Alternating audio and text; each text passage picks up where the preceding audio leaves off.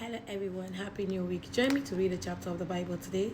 We're reading from the book of 1 Kings chapter 19 from verse 1 to verse 21. Let's begin from verse 1. Now Ahab told Jezebel everything Elijah had done and how he had killed all the prophets with the sword. So Jezebel sent a messenger to Elijah to say, "May the gods deal with me, be it ever so severely, if by this time tomorrow I do not make your life like that of one of them." Elijah was afraid and ran for his life. When he came to Beersheba in Judah, he left his servant there, while he himself went a day's journey to the wilderness. He came to a bramble bush, sat down under it, and prayed that he might die. "I had had enough, Lord," he said. "Take my life. I am no better than my ancestors." Then he lay down under the bush and fell asleep. At all once, an angel touched him and said, "Get up and eat." He looked around, and there by his head was some bread baked over hot coals and a jar of water. He ate and drank, and then lay down again. The angel of the Lord came back a second time and touched him and said, "Get up and eat, for the journey is too much for you." So he got up and ate and drank. Strengthened by that food, he traveled 40 days and 40 nights until he reached Horeb, the mountain of God. There he went into a cave and spent the night. And the word of the Lord came to him, "What are you doing here, Elijah?" He replied, "I have been very zealous for the Lord God Almighty. The Israelites have rejected your covenant, torn down your altars, and put your prophets to death with the sword.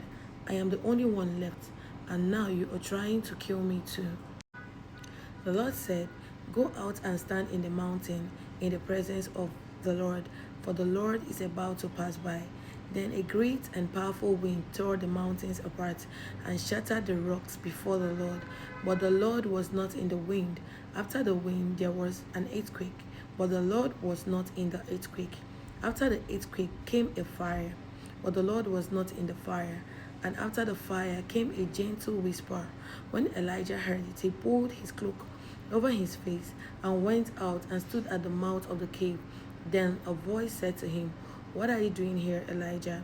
He replied, "I have been very zealous for the Lord God Almighty.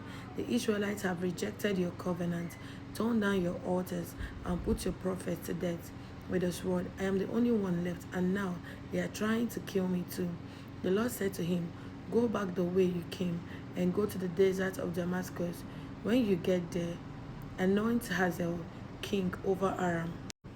Also, anoint Jehu, son of Nimshi, king over Israel, and anoint Elisha, son of Shaphat from Abel Meholah, to succeed you as a prophet.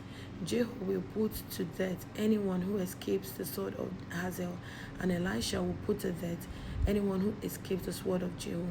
Yet I reserve 7,000 in Israel, all whose knees have not bowed down to Baal, and whose mouths have not kissed him."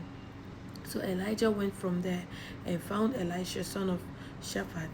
He was plowing with 12 yoke of oxen, and he himself was driving the 12th pair. Elijah went up to him and threw his cloak around him. Elisha then left his oxen and ran after Elijah. "Let me kiss my father and mother goodbye," he said, "and then I will come with you." "Go back," Elijah replied. "What have I done to you?" 21 and the last verse. So Elisha left him and went back. He took his yoke of oxen and slaughtered them. He burned the plowing equipment to cook the meat and gave it to the people, and they ate. Then he set out to follow Elijah and become his servants. Thank you for joining me to read this chapter of the Bible today, and do have a lovely week ahead, and God bless you.